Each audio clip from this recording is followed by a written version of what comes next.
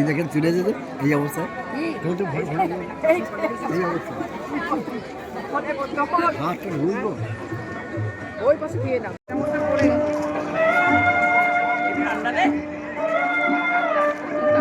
আরে কত চামচ পড়ে আছে একটু তুলে নে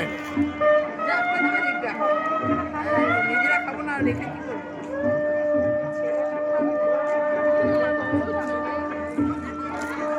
করে হাতটা লাগিয়ে দিলাম রে আমি ওর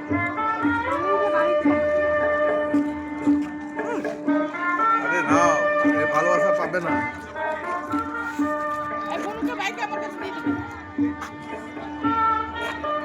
হ্যাঁ তোমার পিছনে তো তুমি একাই বসে যাও